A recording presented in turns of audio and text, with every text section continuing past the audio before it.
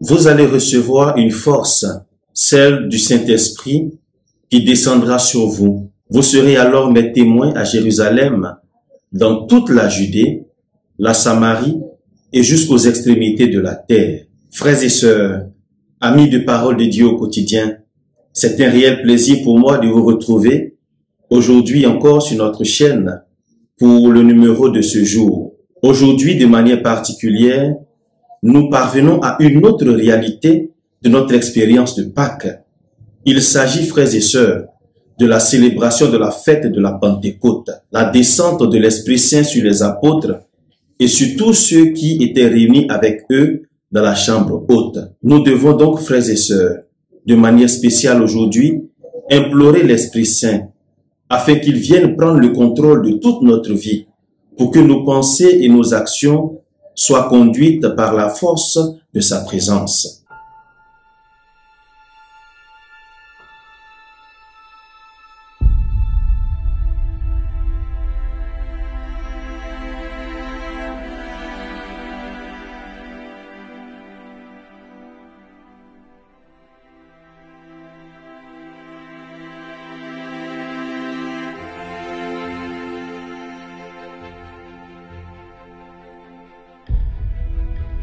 Chers frères et sœurs, pour mieux comprendre la célébration de ce jour, il convient pour nous de situer le contexte de la fête de la Pentecôte. À la réalité, dans la religion juive, frères et sœurs, la Pentecôte est célébrée 50 jours après la Pâque juive.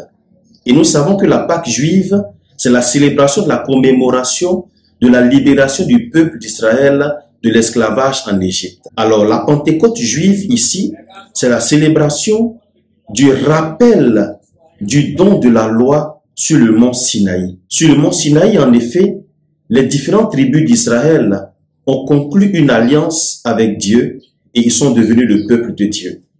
Mais dans la culture chrétienne, cette commémoration prendra une autre signification. Pour la communauté chrétienne, cette célébration de la Pentecôte va prendre une nouvelle signification. Chers frères et sœurs, la première lecture soumise à notre méditation de ce jour, tirée du livre des Actes des Apôtres, nous dit ceci. Quand arriva la Pentecôte, le 50e jour après la Pâque, ils se trouvaient tous réunis ensemble. Soudain, il vint du ciel un bruit pareil à celui d'un violent coup de vent. Toute la maison où ils se trouvaient en fut remplie. Alors, ils furent tous remplis du Saint-Esprit. Frères et sœurs, depuis ce jour-là, la Pentecôte pour les chrétiens a trouvé une nouvelle signification. Elle est devenue pour nous la célébration du don de l'Esprit Saint. Tandis que le peuple d'Israël célèbre le don de la loi, le peuple chrétien célèbre le don de l'Esprit Saint, promesse faite par Jésus avant son ascension. Jean pourrait nous dire dans son évangile, chapitre 1, verset 17, que la loi a été donnée par Moïse, mais la grâce et la vérité sont données par Jésus-Christ. Nous pouvons comprendre que le plan de Dieu est de nous conduire progressivement à la plénitude de sa révélation pour notre salut. La Pentecôte est donc la célébration de la descente de l'Esprit Saint pour donner force et vigueur à l'Église, pour permettre à l'Église de vivre et d'être témoin de la bonne nouvelle du salut de Jésus-Christ. Chers frères et sœurs, pour bénéficier pleinement des grâces qui sont liées à la célébration de ce jour, nous pouvons nous poser la question de savoir qui est-ce que nous célébrons au cœur de la fête de la Pentecôte. Il s'agit bien sûr du Saint-Esprit. Qui est le Saint-Esprit? L'Église nous enseigne que l'Esprit Saint est Dieu. Et effectivement, il est Dieu. Il est la troisième personne de la Sainte Trinité. Il est consubstantiel au Père, ce qui veut dire qu'il partage le même être, la même substance, la même nature que le Père. Il est l'amour qui découle du Père et du Fils. Dans l'Évangile, Jésus nous donne quelques attributs du Saint-Esprit. Il nous dit ceci. Le défenseur, l'Esprit Saint que le Père enverra en mon nom, lui vous enseignera tout et il vous fera souvenir tout ce que je vous ai dit. Essayons donc ensemble de découvrir 3 attributs du Saint-Esprit. Le premier que nous découvrons, c'est qu'il est le défenseur ou le paraclet ou l'avocat. Il est celui qui se tient en avant pour nous défendre, pour intercéder pour nous, pour plaider pour notre cause devant la face du Père. Le deuxième attribut que nous découvrons, c'est qu'il est celui-là même qui nous enseigne. Il vient pour nous éclairer, pour éclairer notre cœur et notre intelligence, pour nous conduire dans la vérité tout entière. Le troisième attribut, qui est semblable au deuxième, il est le révélateur. Il vient pour nous rappeler tout ce que le Seigneur nous a enseigné. À la réalité, frères et sœurs, les attributs de l'Esprit Saint nous révèlent sa mission auprès de l'Église et auprès de nous.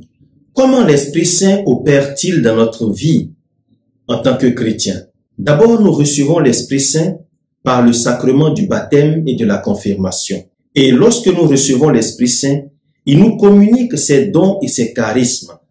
Et l'objectif de ces dons et de ces charismes, à travers lesquels il opère dans notre vie, c'est d'abord pour notre sanctification, pour que nous puissions nous tenir dans la présence de Dieu et ensuite de pouvoir nous mettre au service de notre communauté dans le service que nous accomplissons pour nos frères et pour nos sœurs.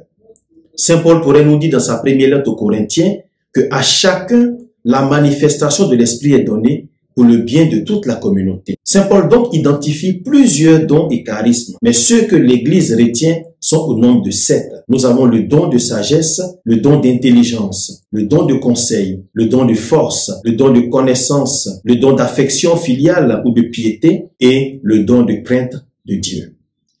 Essayons ensemble, frères et sœurs, de découvrir ces 7 dons. D'abord, le don de la sagesse.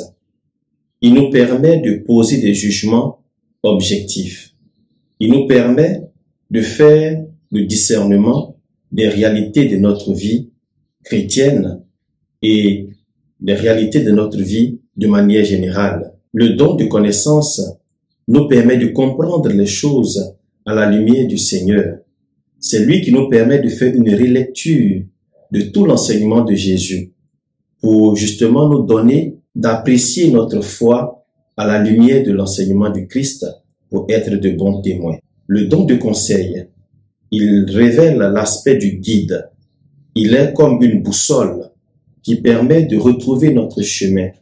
Il nous permet de nous orienter lorsque nous semblons être perdus. Le don de force, il est celui qui nous donne la force de poser des actes et de prendre des décisions face à certaines difficultés. Le don d'intelligence nous permet d'avoir une approche intelligente des Saintes Écritures et des vérités de foi. Le don d'intelligence éclaire donc notre intelligence dans notre approche des Saintes Écritures pour nourrir notre foi et la rendre ferme. Le don de piété, c'est notre capacité à aimer les choses de Dieu, à aimer la présence de Dieu, à avoir un amour pour la prière et pour la dévotion. Le don de crainte de Dieu se traduit par notre respect pour Dieu, le grand respect que nous avons pour Dieu. Parce que Dieu nous aime, nous ne voulons pas l'offenser par le péché. Et donc nous l'honorons et nous lui accordons une place particulière et surtout nous avons du respect pour les choses sacrées.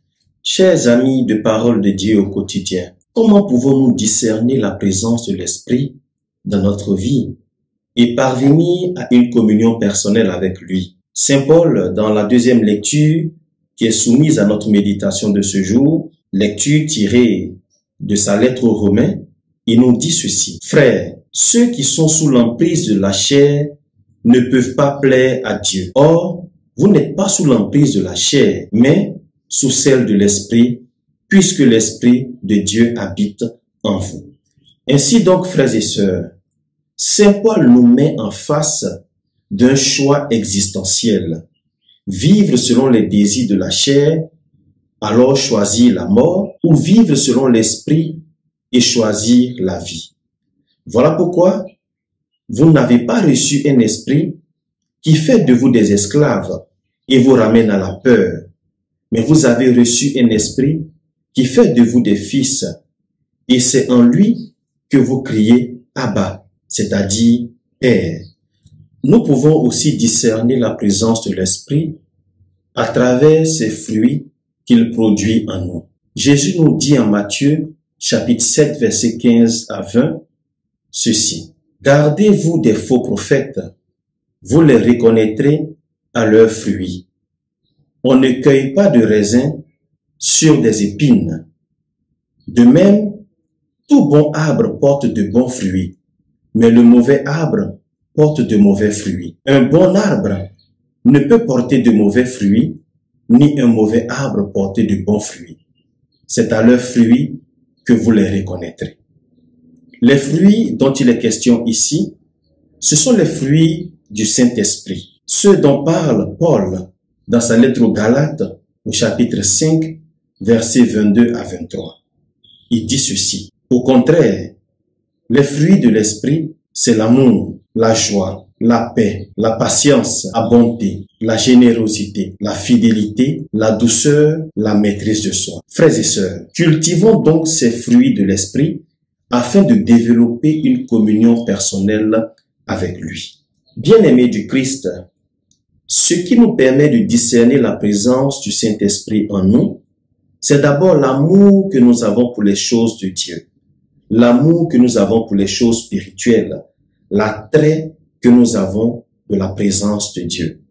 Voilà pourquoi Saint Paul nous dit que celui qui n'a pas l'Esprit du Christ ne lui appartient pas. Lorsque nous recevons l'Esprit Saint, frères et sœurs, nous sommes consacrés. Nous devenons le temple du Saint-Esprit, nous devenons sa demeure. Et si par notre consécration baptismale, nous devenons la demeure du Saint-Esprit, alors nous devons le laisser agir dans notre vie, nous devons le laisser nous conduire. Saint Paul, dans sa lettre aux Romains, poursuit pour dire ceci. Ainsi donc, frères, nous avons une dette, mais elle n'est pas envers la chair, pour devoir vivre selon la chair. Car si vous vivez selon la chair, vous allez mourir. Mais si par l'Esprit, vous tuez les agissements de l'homme pécheur, vous vivrez. En effet, tous ceux qui se laissent conduire par l'Esprit de Dieu, ceux-là sont fils de Dieu.